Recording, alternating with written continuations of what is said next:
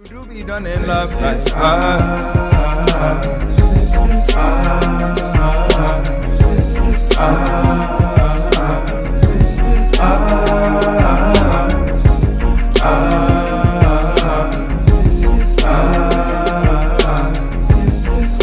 Hey guys, we're Kristen and Darrell Abraham. Welcome back. Thank you for joining us. So we are winding down on our marriage series. Yes, we hope you guys have been enjoying it so far. Yes. So we are excited for this one. Alright, there you are. Okay, so today's topic is family expansion. Or Okay. marriage and family expansion. Yes. So I want to start with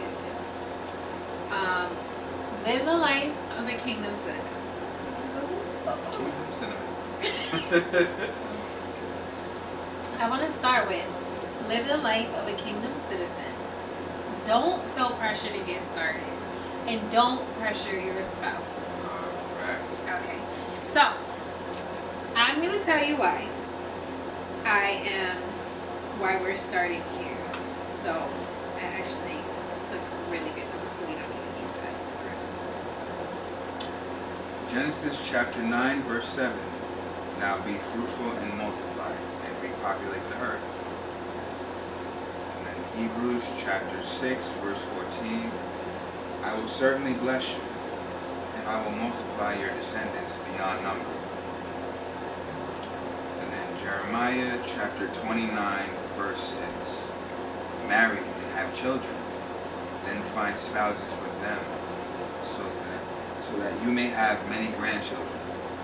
Multiply, do not dwindle away. Okay, so I pulled out those three verses because it's pretty much the narrative for a lot of the Bible, a lot of the scriptures, where you read that God is telling people be fruitful and multiply.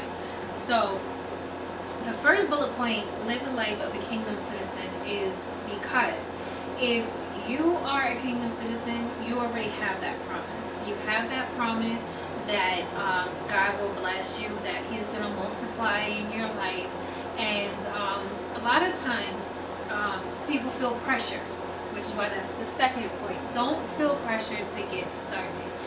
There is no actual best time to have children. Even if you plan for them, it is never like the actual best time.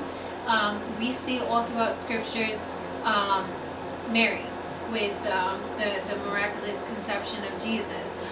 Elizabeth, her cousin, she was elderly. She was an older woman, and she ended up conceiving. We see Sarah, Abraham's wife. She didn't have a child until she was she was like in her 90s, right? Or something like that. They were. Well, the word described it as well past childbearing age. Yeah. Yeah. So it's not to say that just because it hasn't happened, it will never happen. And don't pressure your spouse. So that goes both ways. I think that a lot of times, women more so than men actually find themselves in a rush to have children because society tells us our clock is ticking. Society tells us, oh, you don't want to raise children in an older age. So there's a great divide. So there's a lot of women that know they want to get married, they know that they want to have children, so they want to do that right away. Then there's the other side of women that want to make sure that they're stable, they want to make sure that they're able to, provide, and then they wait to get married, and then they feel like they're never going to get married, or they just don't get married because they feel like they're too old to get married, and then they're too old to have children. And so there's just a lot of this pressure that people just add to themselves. Absolutely. And I think sometimes for men it's kind of like, all right, well, if we have children, then what happens to our relationship? Or if we have children, then I think there's a little bit more that goes on, correct me if I'm wrong, in the mind of the man than does a woman, where it's like, okay, well, how are we going to make everything work? Do we have enough space? Do we have enough money? Yes. Because automatically our mindset, goes to the provider mindset. Like, what's our budget look like?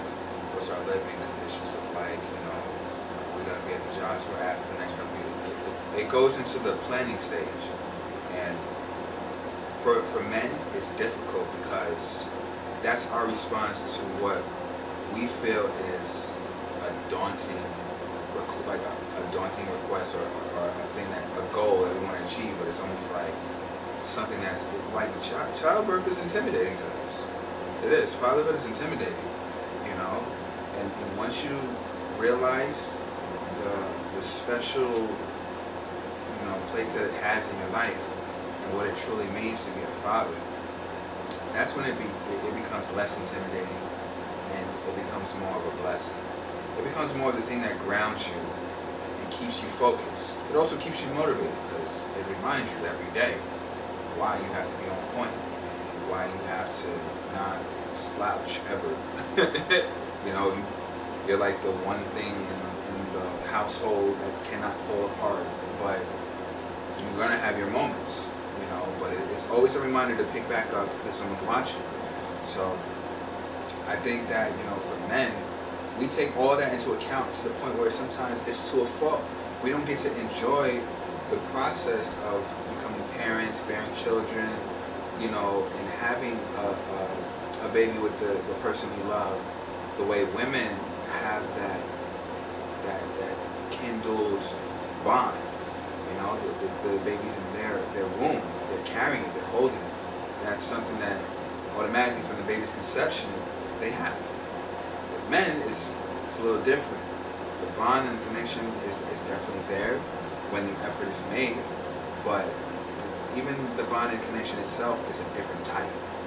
So, that's kind of just how we're wired. We just think about so many other things. Mm-hmm.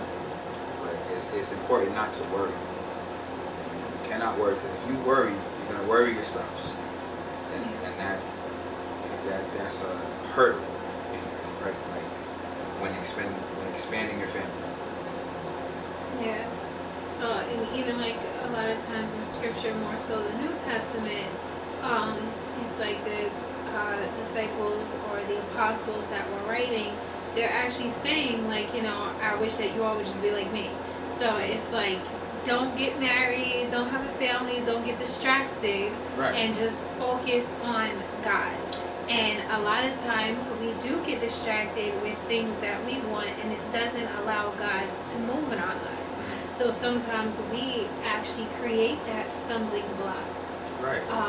And so, the scriptures say, and if you feel like you can't hold yourself, that so that you don't engage in fornication, then men find a wife, women find a husband. Right. So it's very clear in that regard. Yeah. But what I will say is, when it comes to family expansion, don't rush it. It's definitely a beautiful time to spend time with your spouse and to really build and have a relationship with the person that you love. And then once the child comes along, it changes the dynamics.